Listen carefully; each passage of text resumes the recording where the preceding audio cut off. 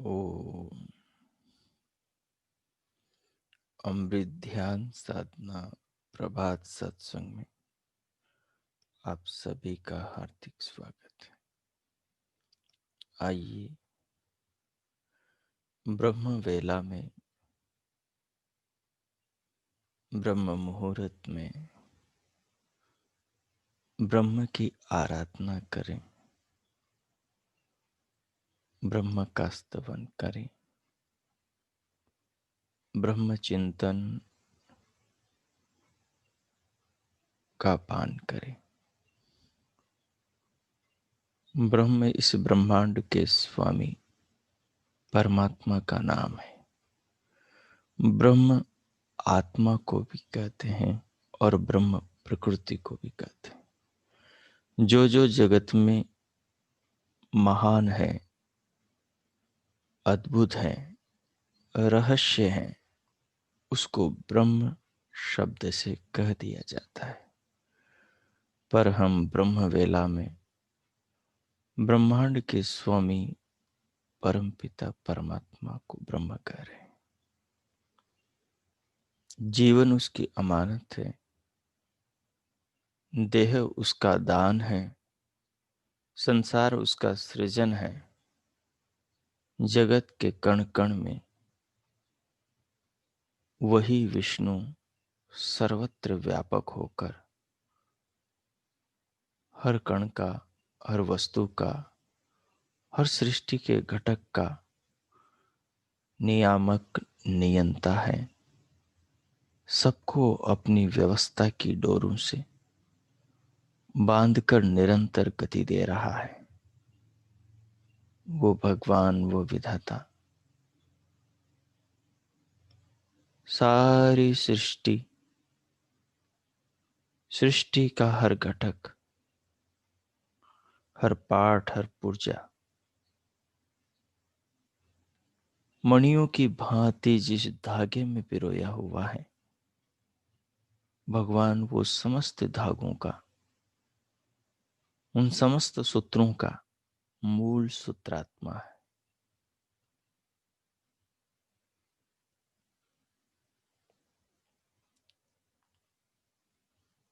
भगवान के ज्ञान वेद की ऋचाओं का ध्यान करने वाले महर्षियों ने समाधियों में अनुभव किया कि वो दीनानाथ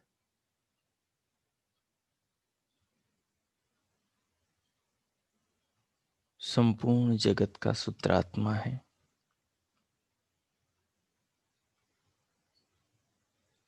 कहीं से भी उसकी उंगली पकड़ सकते हो,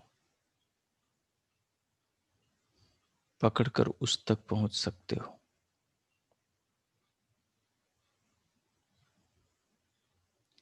जो उस भगवान की उंगली छोड़ देता है, वो मानो अपने कल्याण से खुद ही अपने हाथों नाता तोड़ लेता है।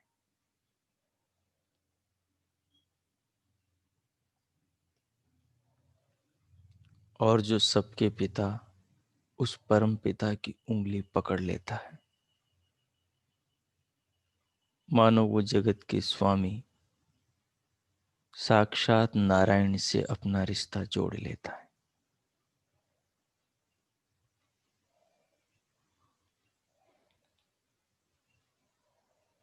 धरती और आकाश के बीच में जितना भी वैभव है,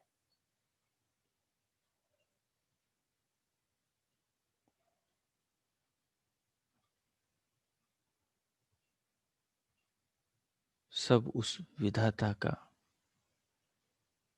उसके बच्चों के लिए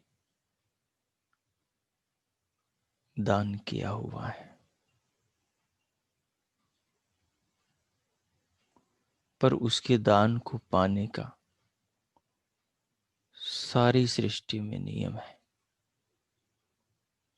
वो नियम है कर्म।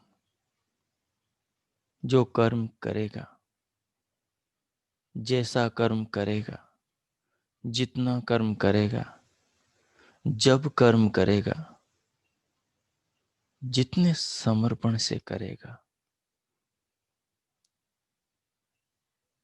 जितना तल्लीन होकर करेगा, उसको फल उतना ही मधुर मिलेगा, उसको लाभ उतना ही अधिक होगा। जो जैसा कर्म करेगा उसको वैसा ही फल मिलेगा। संसार में विधाता ने जो भी अपने कौशल से बनाया है, उसको पाने में शर्त केवल कर्म की रखी है। इसलिए भगवान ने कहा, यजुर्वेद के महर्षि वायु के हृदय में विधाता ईश्वर ने उस महानतम रहस्य को खोलते हुए कहा, कुर्वन्यवेह कर्माणि जिजीविषेच्छतं समा एवं त्वयि नान्यथे दोस्ती न कर्म लिप्यते नरे। संसार में कर्मों से लिप्त हुए बिना वही जीवन को जी पाएगा जो 100 वर्ष तक मेरे दिए शरीर का मेरे बताए नियमों पर चलकर जीवन को जिएगा। भगवान ने जीवन को जीने के नियम बताए। ईशावास्यमिदं सर्वं यत्किंच जगत्यां जगत् तेन त्यक्तेन भुंजीता मा कृतः कस्य स्विद्दनम्। प्रभु कह रहा है, सब कुछ मेरा है, सब मैंने बनाया तुम सबके लिए है। सब कुछ रचा, सब कुछ सजाया, सब कुछ संवारा, अणु से लेकर महान तक, पर्वत तक, ब्रह्मांड तक, और ब्रह्मांड से लेकर एक अणु तक सारी व्यवस्थाएं मेरी हैं।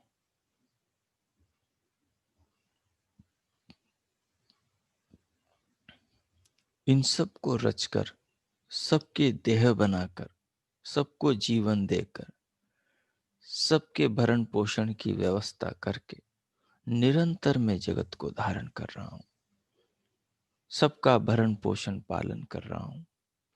हर सूरत में मैं हूं, हर जगत के घटक में, आकृति में, आकार में, प्रतिबिंब में, सब में मानो मैं ही पीछे खड़ा भास रहा हूं। मैंने देखो सबके लिए सब कुछ रचा, लेकिन फिर भी सबसे अलग हूं। न खाता न पीता, सब कुछ बनाकर भी बनाए में से कुछ नहीं लेता। मेरे ही जैसे जो जीवन को जिएगा।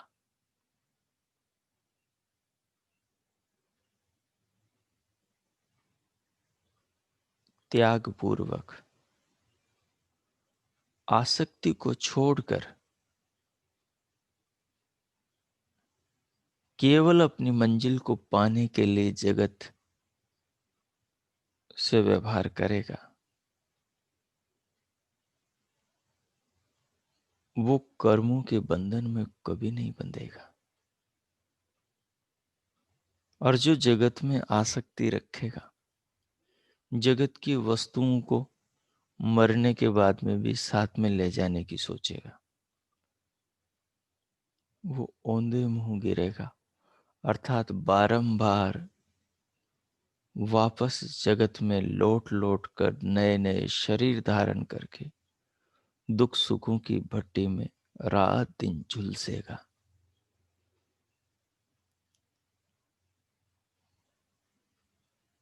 जो जितना भीतर पाप पैदा करेगा, उन पापों की शुद्धिकरण की व्यवस्था में दंड ही उनके भाग्य में आता है, दुख ही उनके भाग्य में आता है। और कुछ नाम मात्र संसार में उनको सुख मिल भी जाए तो हर सुख की चौखट पर उसके भीतर सुख अपना डेरा डाले बैठा है, वह तो उसको मिल ही जाना है।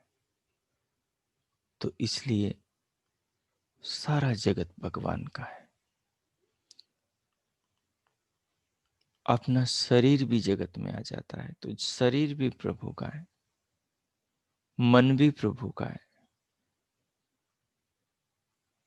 तन भी प्रभु का है, जीवन भी प्रभु का है। ये मन, ये तन और ये जीवन जिस खाद्य पेय सामग्री पर धरती और आकाश के बीच, जिस चांद और सूरज की रात और दिन के बीच निरंतर गति पा रहा है,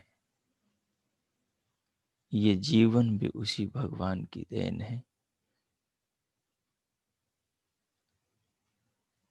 जीवन रूपी देह में जीवन रूपी रथ पर बैठा यह आत्मा केवल प्रभु की व्यवस्था का आनंद ले रहा है। जब ज्ञान पूर्वक इसका ये रथ, इसकी बुद्धि और इसका मन और इसकी इंद्रियां, ये घोड़े, ये लगाम, ये सारथी आत्मा के अनुसार चलते हैं, तब निरंतर इसका कल्याण की दिशा पर गमनागमन बना रहता है। पर जैसे ही इसके जीवन में अज्ञान का अवतरण होता है, अभिमान का अवतरण होता है, अहंकार का अवतरण होता है, मैं मेरे का अवतरण होता है, ये सब मेरा है, जब ये मैं मेरे का संबंध प्रगाढ़ होता है तो इसका पतन शुरू होता है। तब ये अपने ही हाथों कुल्हाड़े से अपने ही पैरों को काटता है, अपनी कब्र खुद अपने हाथों खोदता है, अपने नरक की सामग्री खुद अपने ही हाथों जमा करता है। संसार में आसक्ति, शरीर में आसक्ति, संसार की वस्तुओं में आसक्ति, बिना परिश्रम, बिना दिए लेने की इच्छा, यही पतन का द्वार है।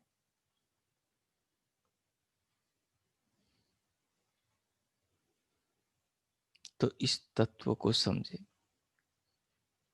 और फिर उस अंतर्यामी, जगत के स्वामी, सबके घटघटवासी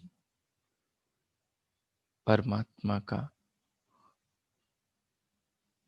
आह्वान करे कि हे प्रभु। आह्वान क्या करना कि वो तो हमारे सबके भीतर है। हम जहाँ बैठे हैं वहां भी वो है, हमारे भीतर भी वो है, हमारी आत्मा भी उसका घर है, वो उसमें भी रहता है। हमारी देह भी उसका मंदिर है, वो पूरी देह में रहता है। ये पिंड ही नहीं, ब्रह्मांड भी उसकी देह है, वो संपूर्ण ब्रह्मांड में रहता है। उस परमात्मा से इस आत्मा को केवल भाव की डोरी से बांधा जाता है, केवल श्रद्धा और प्रेम के तंतुओं से जोड़ा जाता है। उसके और इसके बीच में सेतु का काम ये भावना करती। जिसकी भावना जितनी पवित्र है, उसकी भावना, उसका संबंध, उसकी आत्मा का परमात्मा से रिश्ता उतना मजबूत है।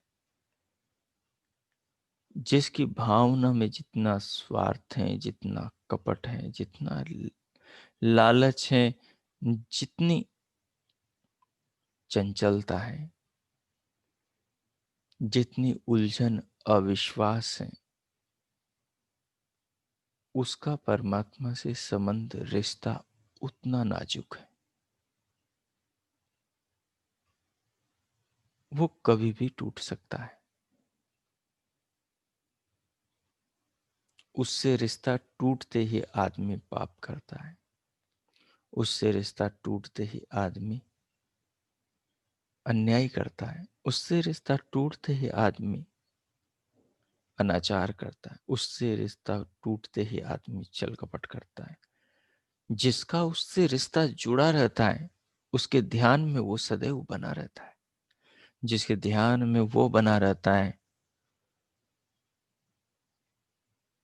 उसकी आत्मा मानो उससे पूछ पूछ करके, मानो उस परमात्मा की ज्ञान के लाइट में, ज्ञान के फोकस में, ज्ञान की रोशनी में आत्मा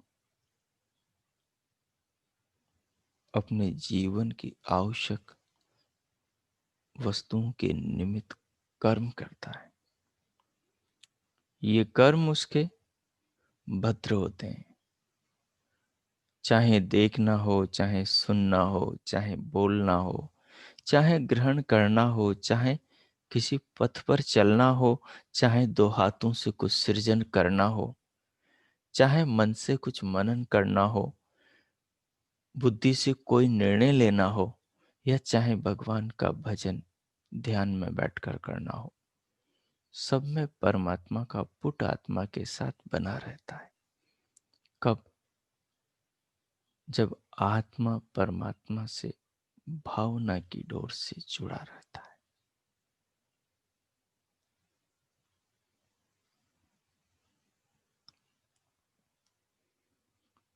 भगवान का नाम लो न लो,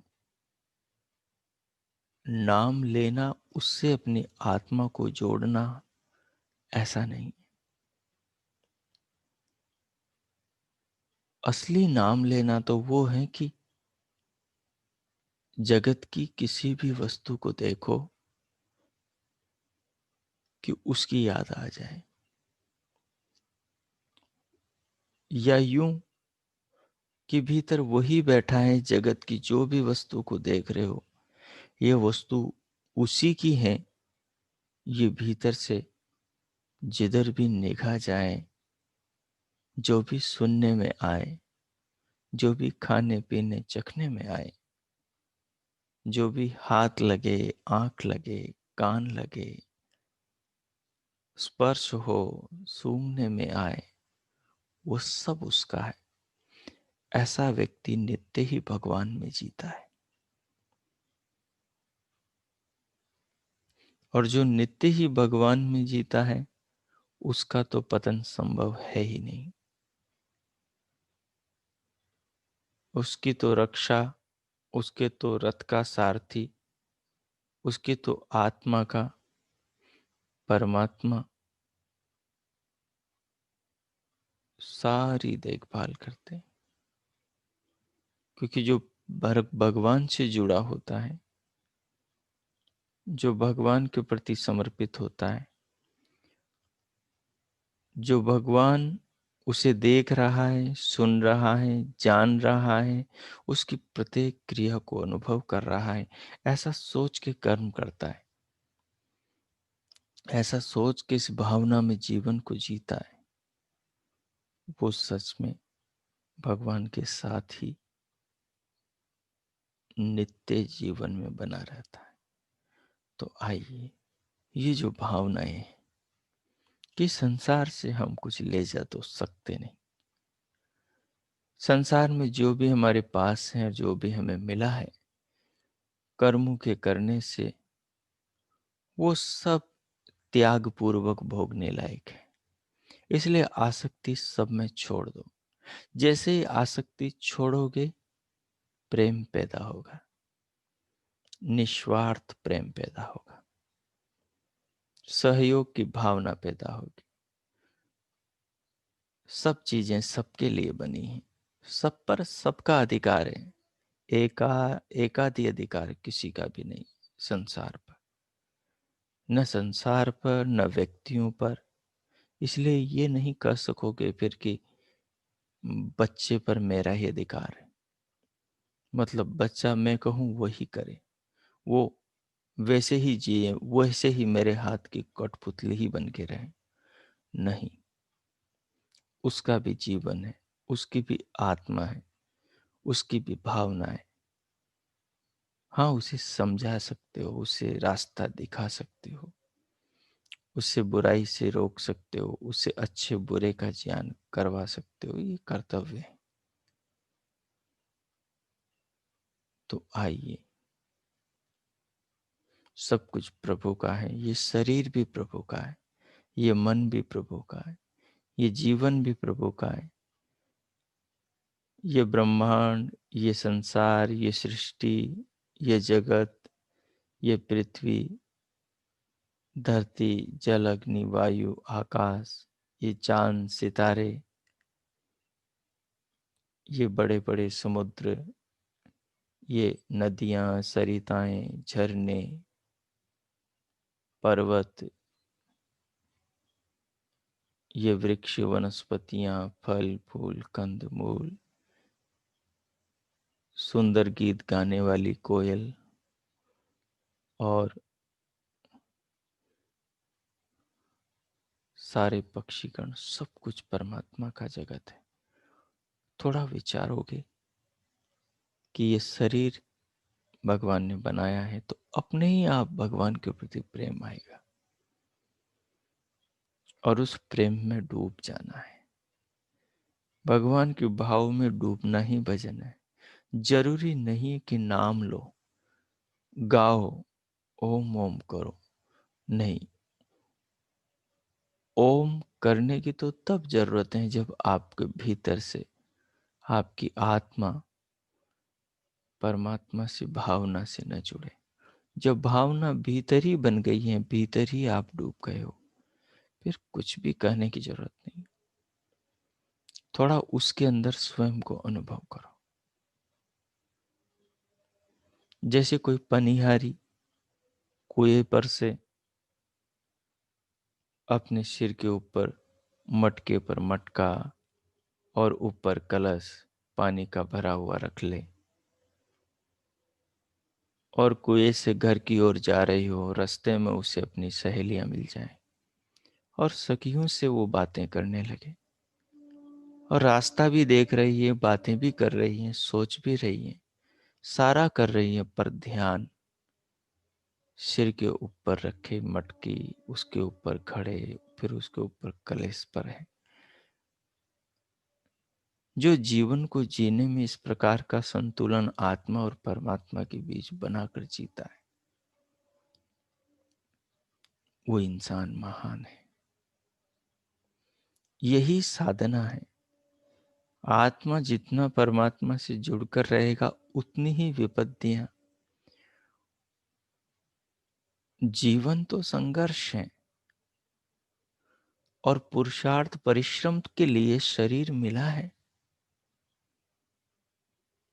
तो ये न सोचें कि आपको मेहनत ज्यादा करना पड़ रही है तो आपके ऊपर ईश्वर अन्याय कर रहा है ना। शरीर का और क्या करोगे, क्या काम आएगा अंतिम दिन।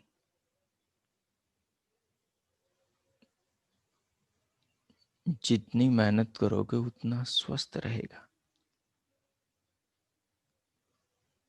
उतनी अच्छी नींद आएगी,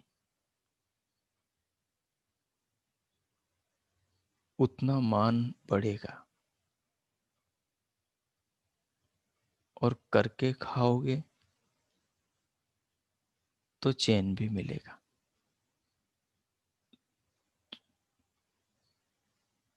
तो शरीर में जो भी कुछ है वो सब कर्म करने के लिए, और कर्मों के द्वारा जो इंसान ईश्वर की पूजा करता है, वो नित्य ही अपने हृदय में भगवान को अनुभव करता है।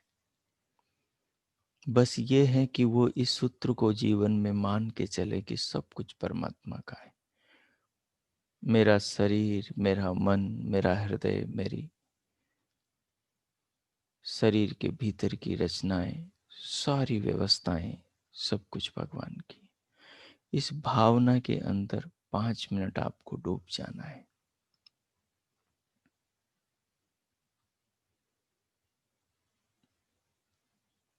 आज बाहर से ओम नहीं बोलना, बस भीतर से इस भावना में डूबकर भगवान के साथ अपनी आत्मा को जुड़ा हुआ अनुभव करना। ये अनुभव करना मेरा शरीर का रेसा रेसा तार तार परमात्मा के हाथों से बना है, तो स्वतः भीतर से प्रेम पैदा होगा, समर्पण श्रद्धा स्नेह पैदा होगा। यह कितनी बड़ी बात है कि जगत का बनाने वाला जो नारायण है, उसने अपने हाथों से मेरी देह मेरी माता के गर्भ में बनाई है। ये कितनी बड़ी बात है। वो मेरे भोजन का इंतजाम माता के स्तनों में दूध बनाकर करता है।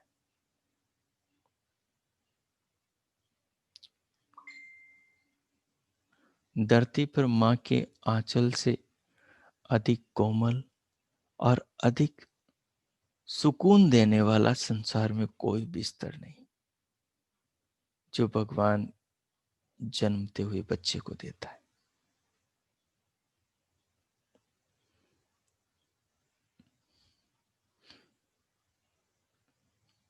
अगर उसकी दृष्टि से देखोगे तो सारा जगत उससे जुड़ा हुआ है। सारे फूल, सारी कलियां, सारे फूलों की सुगंध उससे जुड़ी हुई है। सारी तितलियां, उनके रंग बिरंगे पंख, पानी के ऊपर तैरते भरमरे, आकाश में उड़ती ये तितलियां और ये गीत गाती कोयलें, सब कुछ उससे जुड़ा हुआ है। बस इसी भाव में आज डूब जाना है। बस आज परमात्मा का गान आपकी आत्मा करे, मुख से कुछ नहीं बोलना है। जो भी कुछ चले वो भीतर भीतर चलता रहे, और उस चलने वाले भाव को महसूस करके आप आनंदित हो जाएं, उसमें डूब जाएं।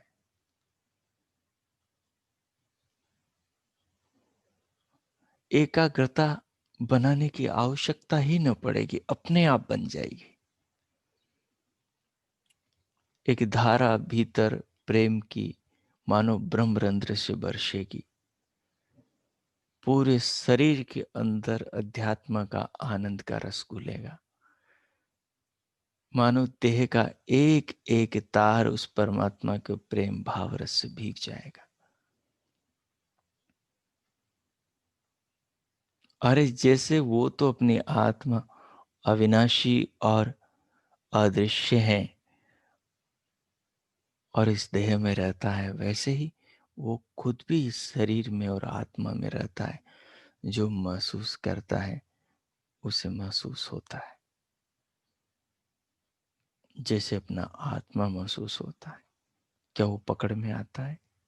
क्या वो छूने में आता है? क्या वो देखने में आता है?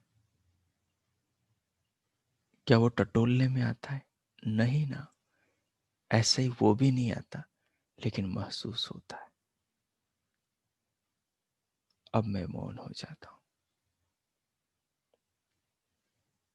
इस भाव में डूब जाओ, गहरे चले जाओ। जैसे बैठे हो वैसे ही बैठे रहो। कोई आवश्यकता नहीं है कुछ फेरबदल करने की। भगवान के साथ अपनी आत्मा को जोड़कर इस पूरे जीवन का दर्शन करो। सोचो, विचार करो। 5 नहीं 10 मिनट इसमें गहरे उतर जाओ। अब मैं मौन होता हूं। आज की रविवार ये सत्संग को इस प्रकार व्यतीत करो जैसे कोई शांति का सागर वो विधाता आपके भाव में उतर आया हो, और उसके भाव में आत्मा आपकी डूब कर बह गई हो, और आप उस रस में विलीन हो गए हो। विलीन हो गए हो। प्रारंभ कीजिए। ओ, प्रारंभ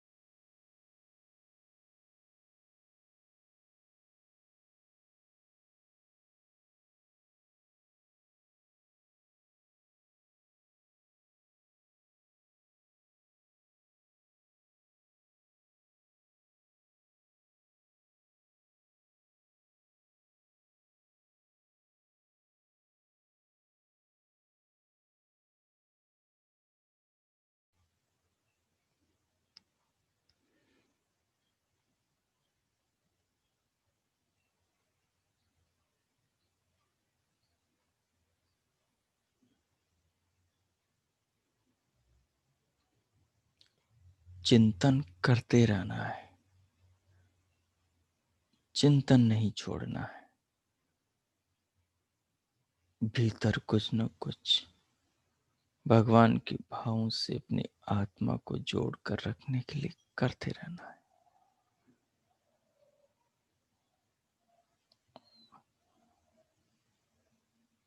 जिनके कुछ समझ नहीं आ रहा, नहीं समझ में आया, वो ज्यादा नहीं अपने शरीर के अंगों को ही देखो, उनके महत्व पर विचार करो, उनकी उपयोगिता पर विचार करो, उनकी सार्थकता पर विचार करो। और अब तक जो चिंतन हुआ उसमें जिनको सब कुछ समझ में आ गया, वो उस भाव को ध्यान में रखकर आगे चिंतन मनन ध्यान करो भगवान का। जो इसके साथ में दिव्यनाथ को जोड़ना चाहते हैं वो उसको जोड़ सकते हैं। जो भी आपको अनुकूल लगे, आगे का ध्यान अपने अनुसार करो, अपने मन की करो, अपने मन में रहो। ओ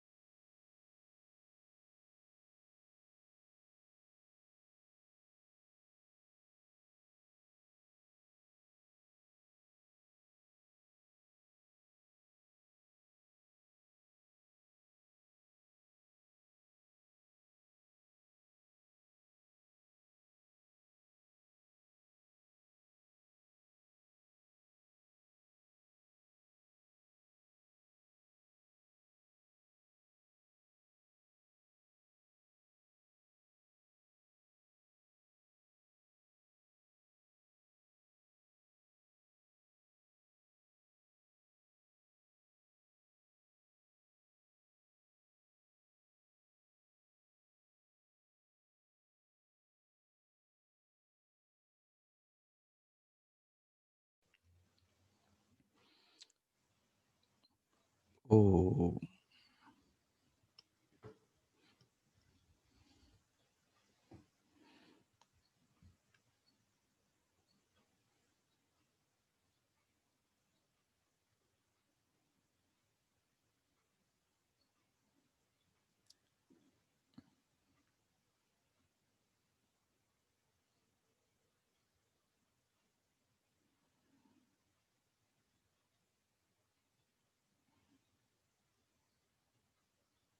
ओ।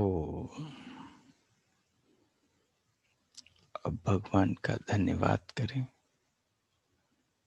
जो अब तक आपने महसूस किया है, उसको ध्यान में रखकर प्रभु का धन्यवाद करें।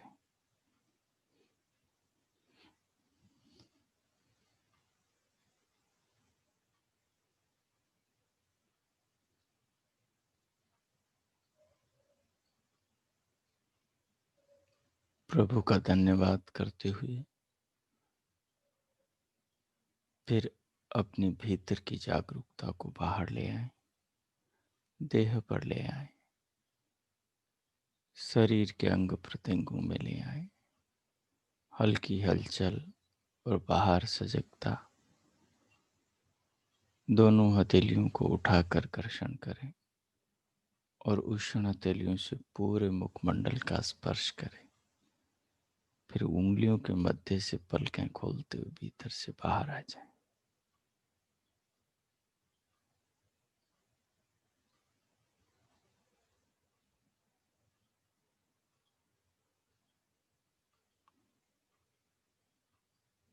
ओ।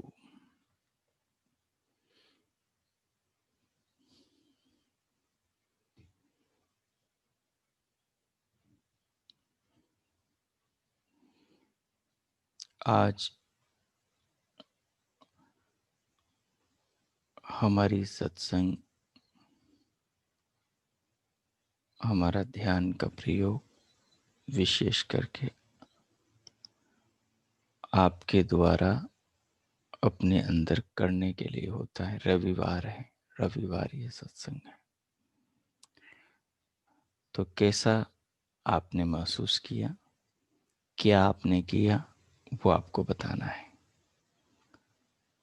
बहन रजनी जी, पहले आप बताएं। मैंने जो सलाह दी, सुझाव दिए, उन पर आपने कैसे क्या किया? नमस्कार आचार्य जी। ओम नमस्ते। आचार्य जी, मेरे लिए ये विषय कुछ नया नहीं था, क्योंकि मैं शुरू से ही इसी पे ही ऐसे ही चिंतन करती रहती हूँ। क्योंकि मुझे पहले मेडिटेशन पता नहीं था क्या होता है। तो जब भी मैं बैठती हूँ तो मेरा ऐसे ही होता है जैसे मैं भगवान से बातें कर रही हूँ। जो मुझे दिया उसका धन्यवाद करती थी, और जहाँ अटकती थी, उलझती थी, तो वो एक जैसे डिस्कशन होती है ना, तो यही रहता था मेरा। तो आखिर में मैं यही रहती थी कि जो मेरे लिए ठीक है वही करना, वही रास्ता दिखाना, कोई जिद नहीं है, कुछ नहीं है, जो मेरे लिए अच्छा हो मुझे वही देना। तो मेरा शुरू से यही चलता था, आपसे जुड़ने से पहले भी, क्योंकि पता नहीं था मेडिटेशन होती क्या है या और विषय, या इतना ज्ञान नहीं था। तो ये मेरे लिए विषय मतलब मेरा ऐसे है, आज जैसे आपने बताया तो मुझे लगा ये तो मेरा अपना ही विषय है, मेरे तो चिंतन अच्छा, ही इसी पे शुरू था। चलिए। ये आज का जो विषय है ये इसलिए था कि आप जी। कहीं पर भी मार्केट में हो, आप घर पे हो, आप कहीं पर किसी भी पोजीशन में हो, किसी भी स्थिति में हो, आप खा रहे हो, बैठे हो, चल रहे हो, नहा रहे हो, गा रहे हो, कोई काम कर रहे हो, किसी भी स्थिति में आप हो, परिस्थिति में आप हो, आप वहाँ पर अपने भीतर चिंतन पैदा करके अपने आप को ईश्वर से जोड़ सकते हो। बिल्कुल। हर कर्म को भगवान की पूजा बना सकते हो। हर भावना से आप भगवान से जुड़ सकते हो। एक तरीका, और जिसके लिए आपको आसन नहीं लगाना, आलती पालथी नहीं जमानी, जिसके लिए आपको कोई तैयारी नहीं करनी, अचानक अचूक एकदम झट से पल भर में जुड़ गए, तो ये एक तरीका है। कभी भी, जब भी दिन भर में जब भी मौका मिले तो झट से इसका प्रयोग करके देखें। बहुत अच्छा है, आपका अभ्यास है, आप ऐसा करते हैं। ठीक है, ठीक है, धन्यवाद। उत्तम।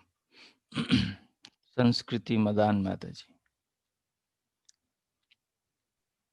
नमस्ते आचार्य जी। हाँ, नमस्ते माता जी। बहुत ही सरल तरीका आपने बताया। थोड़ा-सा मैंने भी उस पे विचार किया कि जैसे ही मैंने जन्म लिया, संसार में आई, हम्म। तो मुझे उस परमपिता परमात्मा ने कितने नेमतें दी और आज मैं इतने वर्ष की हो गई हूँ। मैंने हिसाब लगाया कि मैंने क्या खोया और क्या पाया पूरी ज़िंदगी हम्म। में। हाँ, तो बहुत अच्छा। बहुत ही घाटे का सौदा निकला मेरा तो। घाटे का निकला। जी, अच्छा। तो मैंने फिर उस पे विचार किया कि घाटा कहाँ पूरा होगा, कितना समय लगेगा उस घाटे को पूरा करने में। हाँ, बस इसी पे विचार चलता रहा बहुत अच्छा है, और ऐसा विचार चलना चाहिए। पर और जी, आचार्य जी मेरा बोलिए। चिंतन लंबे समय तक नहीं चलता, आगे मेरे को कुछ समझ नहीं आती फिर कि मैं वो इसलिए क्योंकि अभी आपके पास ज्यादा संस्कार नहीं है। आपके ज्ञान के, स्वाध्याय के जितने अधिक अनुभव होंगे, वो अनुभव से संस्कार बनेंगे, और जितने संस्कार अधिक होंगे जिस फील्ड के, जिस विषय के, हुँ, हाँ, उतने ही विचार आपके पास में होंगे उस विषय से संबंधित। तो इसलिए ये बहुत ज़रूरी है कि आप बहुत ज़्यादा सोचें इन चीज़ों पर। यही मैंने सोचा कि अब जब भी कोई भी विचार कै कैसे भी बैठे हों, तो हाँ, उस पिता परमात्मा से जुड़ के उसके भावों को अपने मन में लाके तो हाँ, ये बहुत ईज़ी है, बहुत ही एकदम सहज है। जी, इसीलिए मैं आपको ये एडवाइस कर रहा था कि बहुत आप अच्छा इस ढंग से सोचें। जी, हुँ, चलिए, बहुत अच्छा। धन्यवाद आपका ओह! बहुत। प्रतिभानंद माता जी, आप दोनों का कैसा रहा? नमस्ते आचार्य जी, बहुत नमस्ते। अच्छा रहा आचार्य जी, बहुत-बहुत धन्यवाद।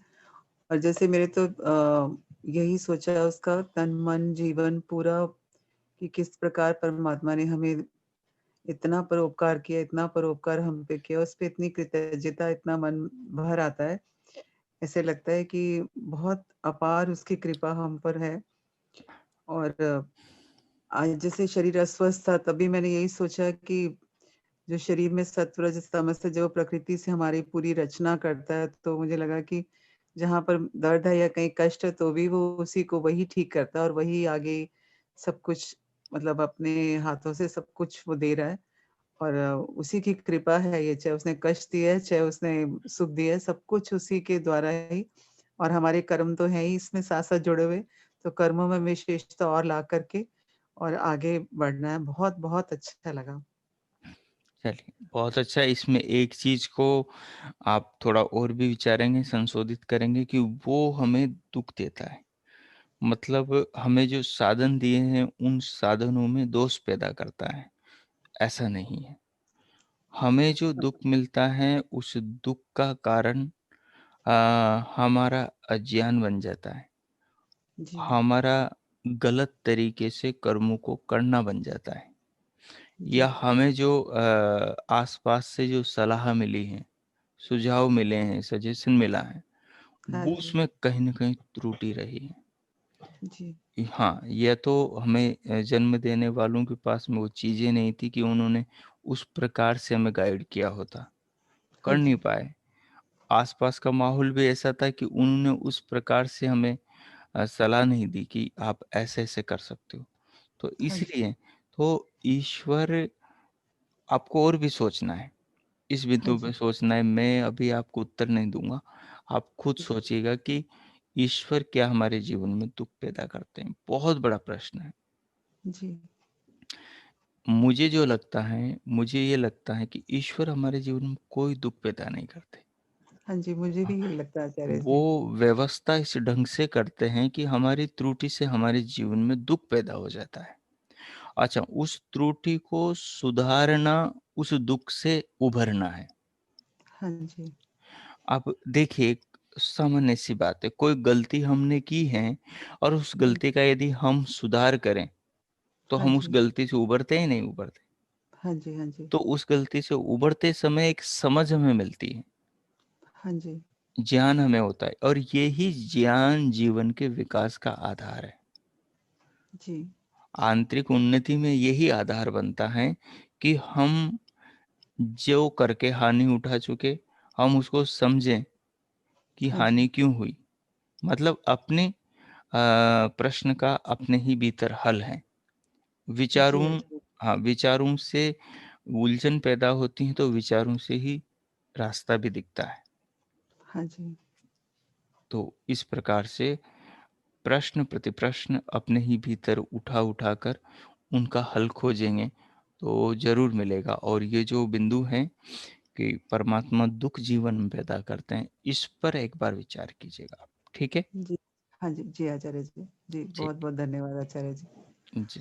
ओ, नमस्ते आचार्य जी, ओम नमस्ते।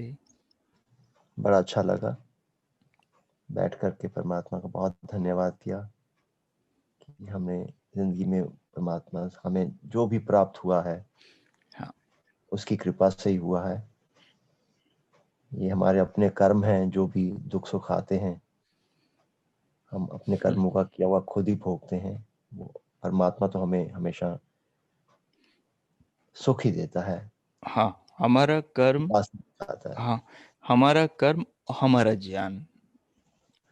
हाँ, हाँ जी, जी हाँ, कई बार व्यक्ति ऐसी परिस्थितियों में होता है, दो व्यक्ति समान परिस्थिति में है, लेकिन उसके बावजूद भी एक व्यक्ति हंस रहा है, मुस्कुरा रहा है, दूसरा व्यक्ति उसी परिस्थिति में रो रहा है।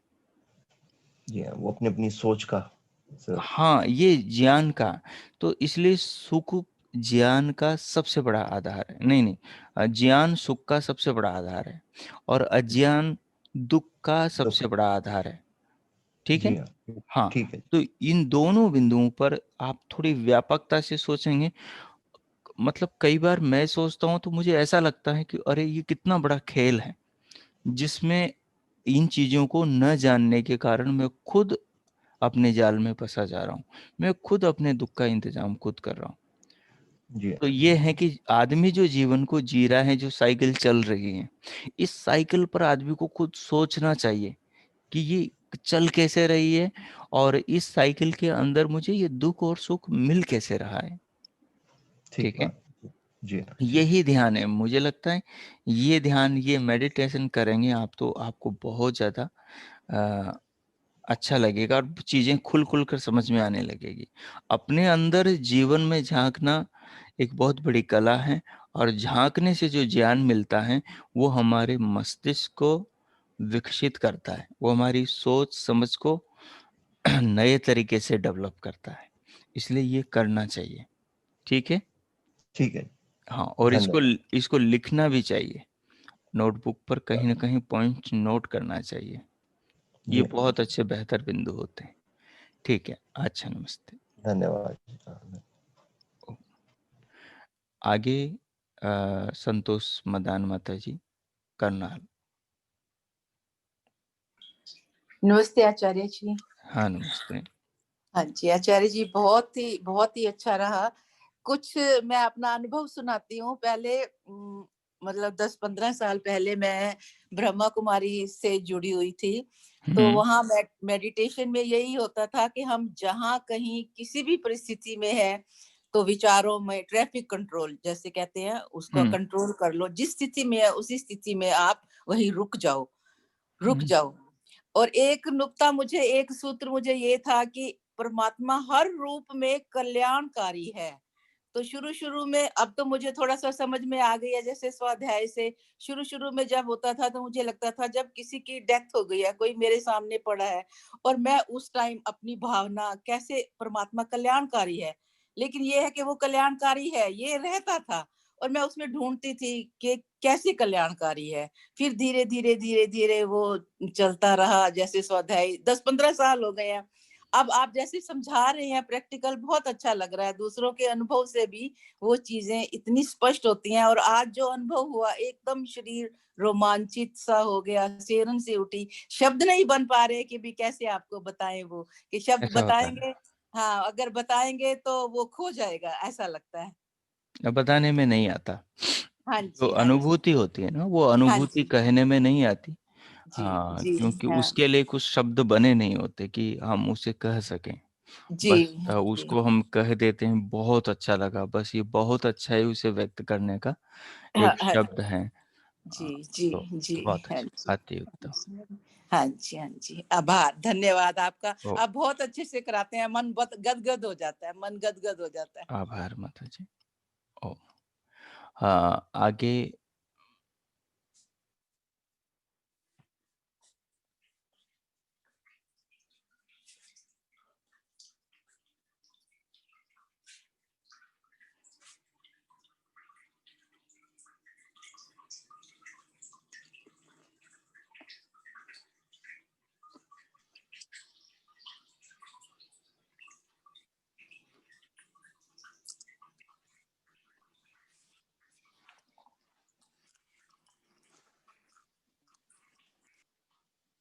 आवाज कहाँ चली गई?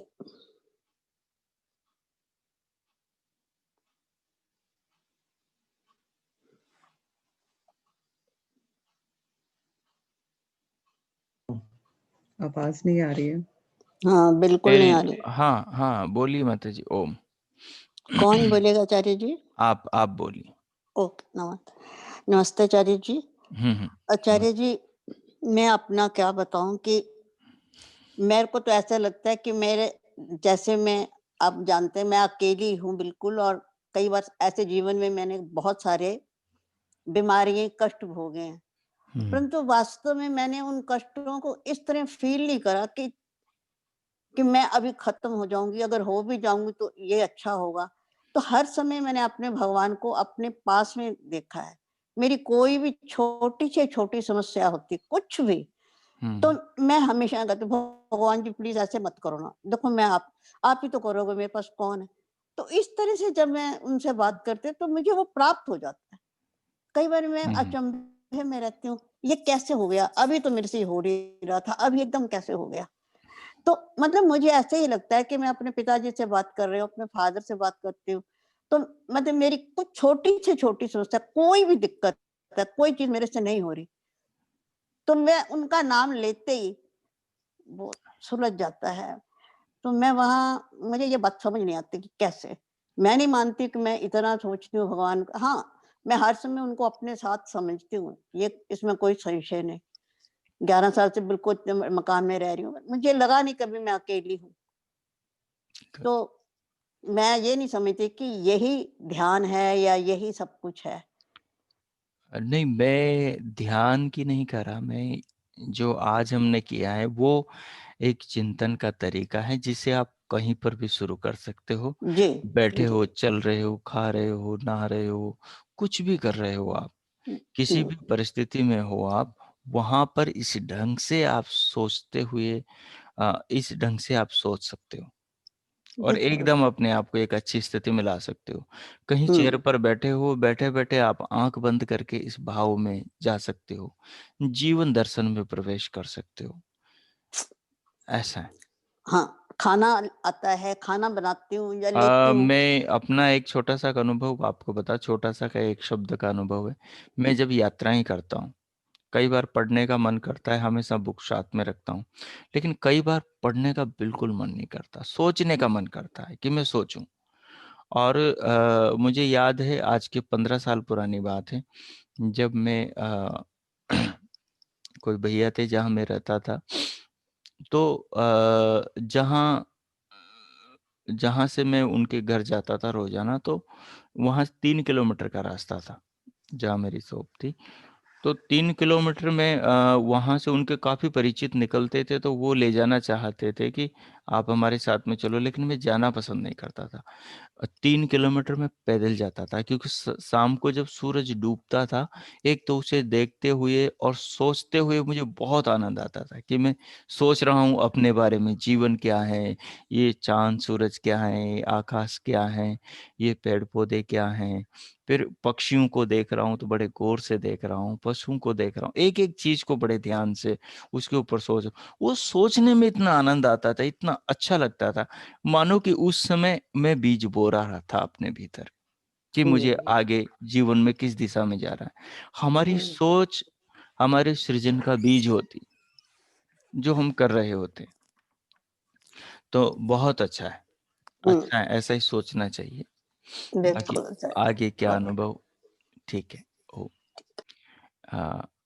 आगे बहन रेणु जी, वो है नहीं, श्री आनंद स्वरूप जी।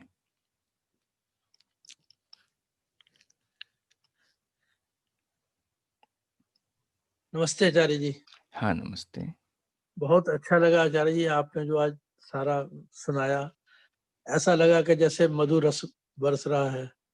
और फिर उन्हीं बिंदुओं पर ही जो है, जो जो आपने बिंदु बताए, यद्यपि शब्दों में सब बातें पता होती हैं, लेकिन जो भाव आपके बोलने के टाइम बनते हैं ना जी, वैसे हमारे शब्द भी फीके पड़ जाते हैं।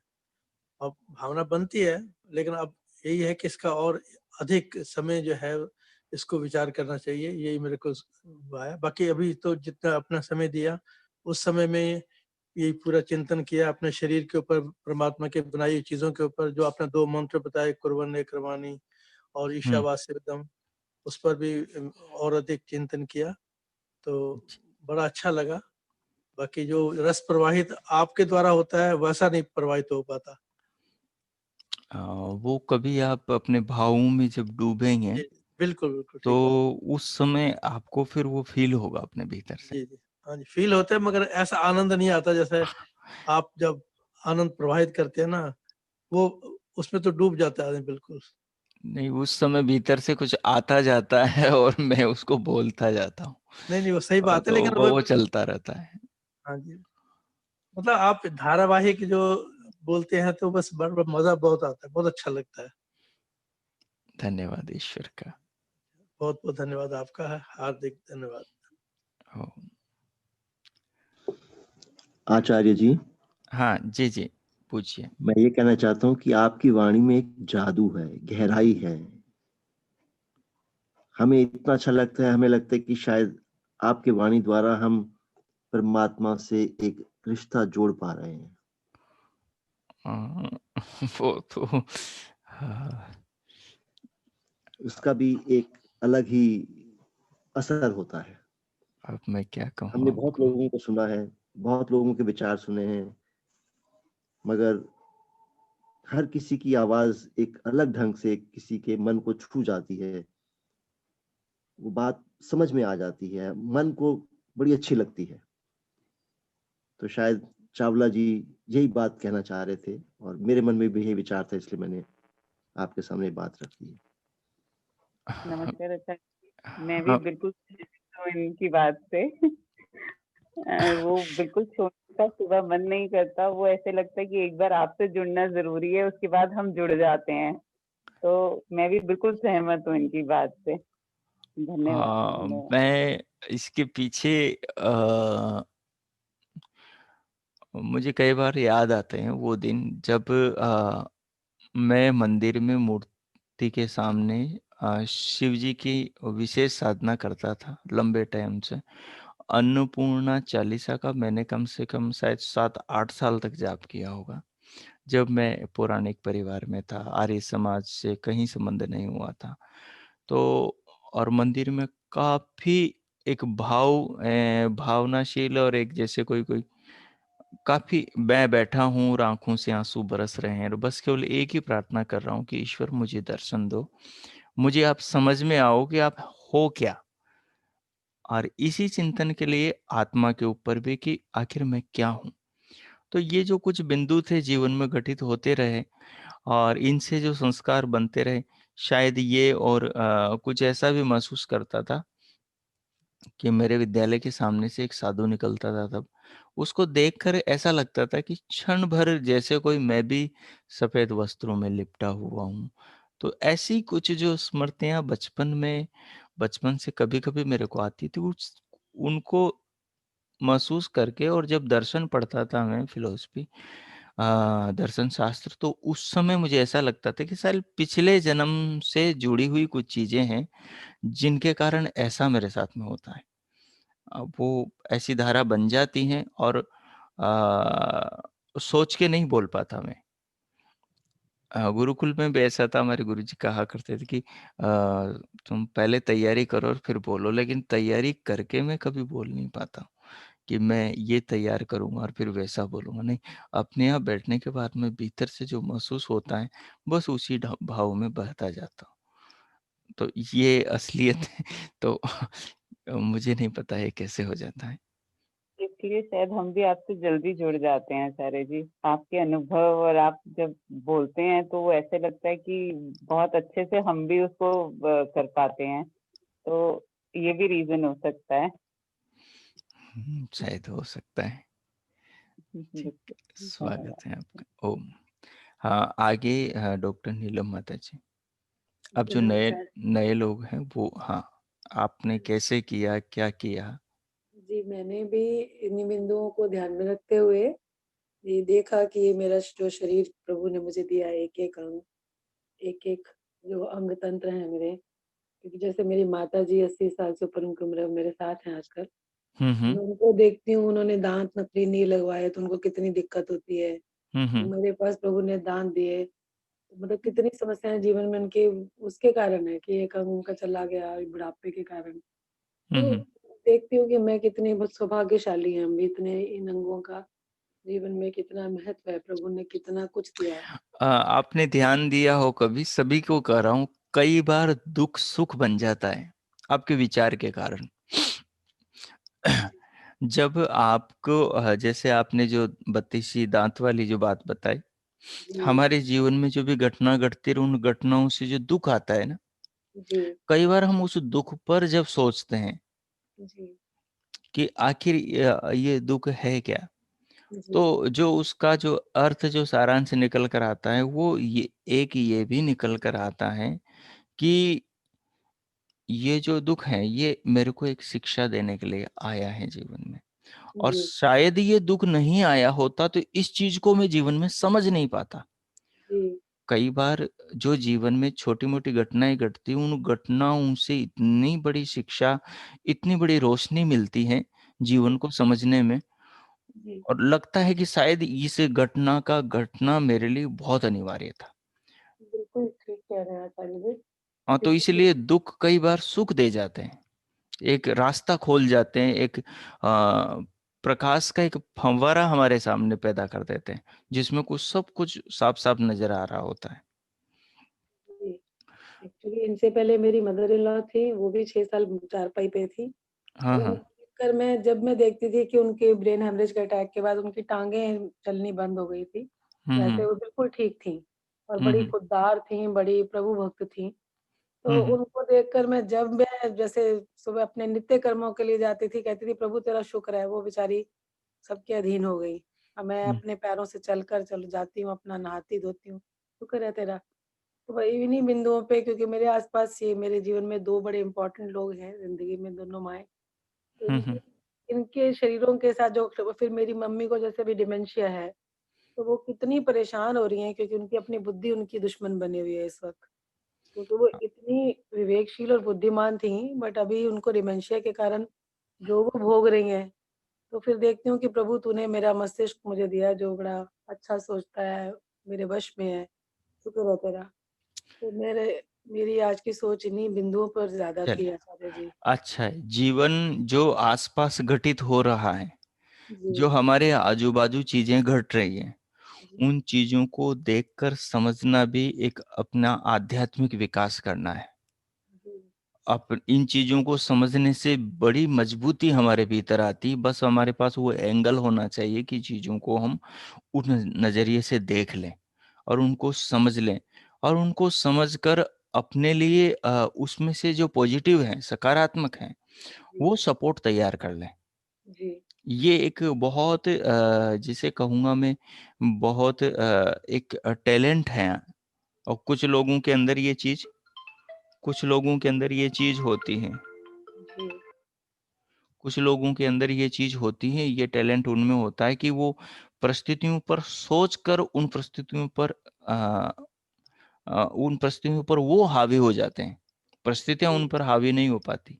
जी जी ये जो सारी जो चीजें हैं जो जैसे आज हम सोच रहे थे, ये इस प्रकार का चिंतन करते करते करते करते, जैसे आपने देखा होगा कि नदी के प्रवाह के अंदर जो बड़ी बड़ी चीजें तो बह रही है, लेकिन उनके साथ में आजू बाजू किनारों पर लगी हुई छोटी छोटी छोटी मोटी चीजें भी बह के निकल जाती। जी तो ऐसा होता है कि छोटे मोटे जो दुख हैं, समस्याएं हैं, ये जब बड़ा चिंतन हम करते हैं तो उसके साथ में ये चीजें भी बह के निकल जाती हैं, समस्याओं का समाधान होता चला जाता है। जी। ठीक है, ठीक है।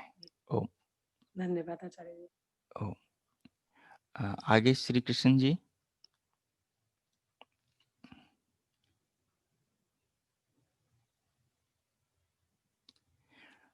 श्री कृष्ण जी।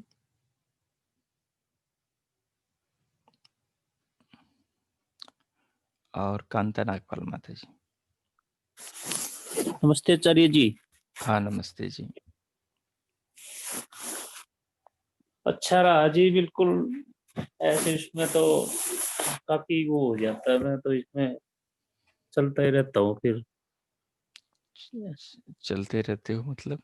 हाँ मतलब ऐसा है, ये एक विचारधारा ऐसी ऐसी बन जाती है ईश्वर के साथ। कई बार वैसे भी मैं कहीं घूमने जाता हूँ तो ऐसे ही यही चिंतन चल जाता है। ये चिंतन चलता रहता है। हाँ हाँ जी, जैसे ईश्वर को मेरे साथ है, मेरे को अच्छी तरह है देख रहा है और मैं बिल्कुल मस्त होके चलता रहता हूँ। बहुत अच्छा। चलिए नमस्ते आचार्य। हाँ नमस्ते। हाँ आगे। हाँ माता जी। ओम नमस्ते हाँ आचार्य। नमस्ते माता जी। कैसा रहा रविवार का ध्यान आपका? कल आपकी गैर हाजिरी लगा दी। हाँ कल मैं आपके पास गई थी, आप मिले नहीं। ओहो, आप आए थे कल। मैं वो राजीव जी के घर अग्निहोत्र करने गया था। कल बेटा भी साथ गया था, कल मैं भी मिल के आता हूँ। ओहो, तो आपको मुझे फोन करना था ना फिर। नहीं मैंने कहा कहीं आप गए होंगे। चलो तो आप मुझे फोन कितने बजे? शाम को 5 साढ़े 5 बजे गए थे। हाँ तो उस समय तो मैं वहाँ उनके घर था। चलिए अपना अनुभव सुनाइए आप, फिर बाद में उस विषय पर बात करूँगा। अच्छा धन्यवाद आचार्य जी। बहुत बहुत नमस्कार। ओ मैंने और कोई अपना अनुभव सुनाना चाहेंगे? नमस्ते आचार्य जी। हाँ बहन जी नमस्ते, आप बताएं। मेरे को जैसे आज है ना ऐसा हुआ, जैसे ईश्वर का चिंतन कर रही थी तो उसकी दर्द देख के मेरे आंसू नहीं रुक रहे थे। मतलब भी ऐसे लग रहा था कि उस ईश्वर की कितनी दया है। हाँ ऐसा होता है जब हम ये महसूस कर रहे हो कि उसकी कृपा से हमारे पास कितना कुछ है। हाँ जी, तो मेरे को ध्यान भी बहुत अच्छा लगा। मतलब हर चीज पे चिंतन कर रही थी, हर बात पे। मतलब अच्छा अनुभव हो रहा था। चलिए बहुत अच्छा है। अच्छा है, आप लगे रहिए, इससे धीरे धीरे अच्छे संस्कार बनेंगे आपके भीतर। ठीक है? ठीक है जी। नमस्ते जी। ओम जी। ओ नमस्ते।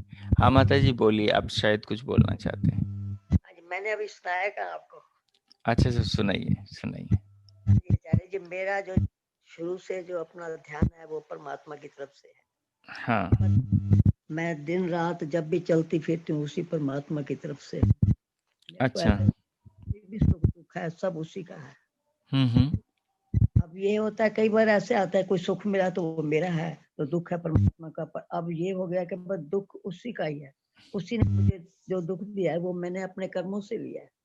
वो तो मुझे हर समय कर्मों का फल है वो। मेरे अपने कर्म है, जो मैंने अपने कर्मों में जो किया है उसी का फल मिलता है मुझे दुख में। जो सुख है वो उसने दिया वो। और मेरे परमात्मा ने मेरा शरीर दिया है वो भी नहीं, आप ये देखिए ना, यदि दुख की व्यवस्था संसार में नहीं होती तो कोई मुक्ति में जाता क्या? कोई अपनी आत्मा को खोजने की कोशिश करता क्या? यदि संसार में दुख नहीं होता तो संसार के बाहर कोई निकलना चाहता?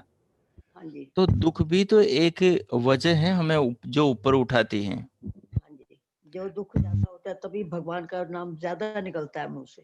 ये है भी दुख में, हाँ, तो वही बात है ना जी। आचार्य जी, मेरा जन्म जो अब 1-2 महीने से हुआ है, ऐसे समझो कि मेरा पिछला जन्म सारा बेकार गया।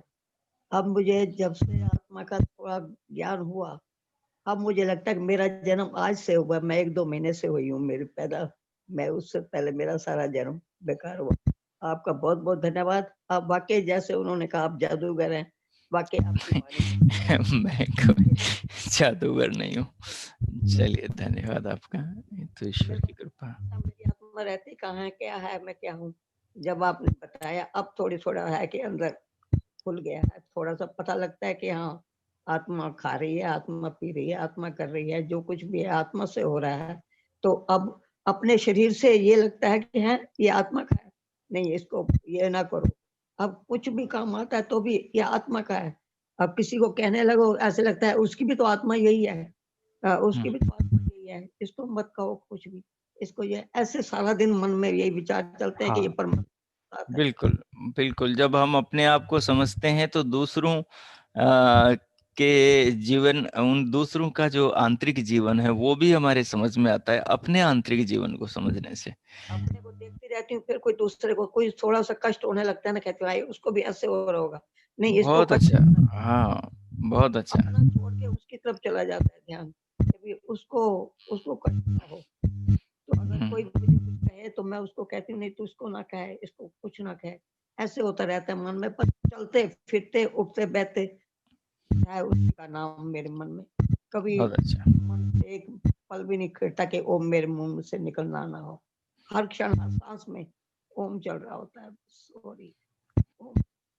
चलिए, बहुत अच्छा चलिए माता जी। अच्छा है आपका जो चिंतन है वो प्रेरणास्पद है। बहुत अच्छा, बहुत अच्छी। धन्यवाद।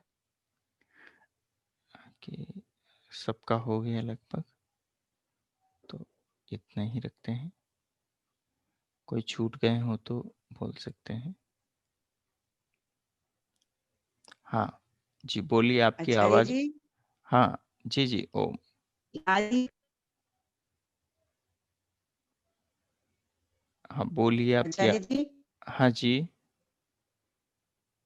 मैं जो 3 दिन से ही मैंने ये सभा आपकी अटेंड की है, ध्यान की। जी जी। लग तो बहुत अच्छा रहा है और दिल भी कर रहा है कि मैं कुछ सीखूं, जी जी। लेकिन अभी ध्यान तो नहीं लग पा रहा। जी जी। कुछ सिर भारी हो जाता है जैसे, झटके भी लग यदि ऐसा सिर भारी एक तो आपकी आवाज मेरे को है ना शायद नेटवर्क के कारण से टूट टूट के आ रही है, और शायद नेटवर्क पे आपका टूट रहा है बीच में। अब वो सुन ही नहीं पा रहे होंगे।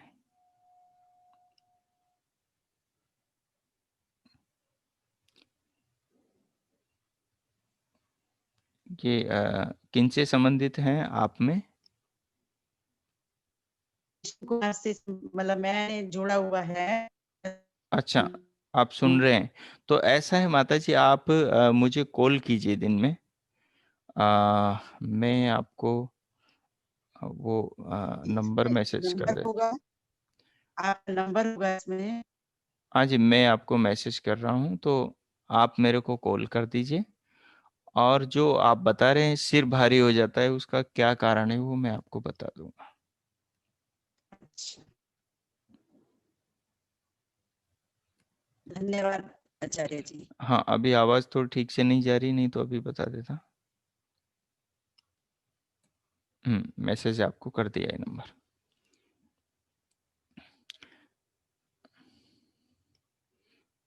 ये शुरू-शुरू में जब तक चीज़ पकड़ में नहीं आती तब तक ऐसा लगता है, बाद में ठीक हो जाता है। वो होता क्या है, शुरू में समझ में नहीं आता है तो मांसपेशियों के अंदर पकड़ बना लेते हैं। उन पर दबाव पैदा करते हैं, उनमें खिंचाव पैदा करते हैं, तो अपने आप सिर भारी हो जाता है। जब कोई भी सब्जेक्ट नया हो, उससे संबंधित हमारे पास पहले से डाटा ना हो, तो हमें काफ़ी फिर दिमाग पे जोर लगाना पड़ता है चीज़ों को सोचने के लिए। लेकिन जैसे जैसे उससे संबंधित सामग्री हमारे अंदर संस्कारों में इकट्ठी होती जाती है ना, तो फिर उसके बाद में इतना जोर नहीं लगाना पड़ता, फिर वो चीजें अपने आप आती है, एक धारा बन जाती है भीतर, वो चीज है।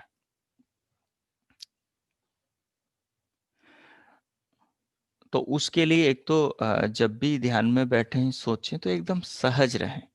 सहजता जो एक शब्द है, इस शब्द को जब ध्यान में बैठे, जब तनाव पैदा हो उस समय आप दोहराएं अपने अंदर 1-2 बार कि मुझे सहज होना है, सहज रहना है। तो अपने आप ही अपने मस्तिष्क की मांसपेशियों को आप ढीला छोड़ेंगे, क्योंकि आसन लगाने के बाद में क्या करना चाहिए, जो पतंजलि ने बताया है वो यही बताया है कि आप प्रयत्न शैथिल्य, जो शरीर में प्रयत्न है, जो मांसपेशियों में जोर बनाते हैं, उसको शिथिल करना होता है, एकदम ढीला छोड़ देना होता है। तो ढीला छोड़ते ही अपने आप ही शरीर में सुख बापने लगता है, महसूस होने लगता है। तो और भी दिन में आप जब बात करेंगे तो मैं उसको स्पष्ट करूंगा। अभी इतना ही रखते हैं, सबका हो गया। और आज रविवार है, आप चाहें तो दिन में भी इस प्रयोग को करें, और कल से फिर हम जैसा चल रहा था आत्मा पर उसी विषय को प्रारंभ कर देंगे। चलिए, सभी को नमस्ते। आप सबका दिन शुभ हो, मंगलमय हो। प्रभु सबका मंगल करे। इति ओम शम शांति पाठ। ओम शांति शांति शांति। ओम।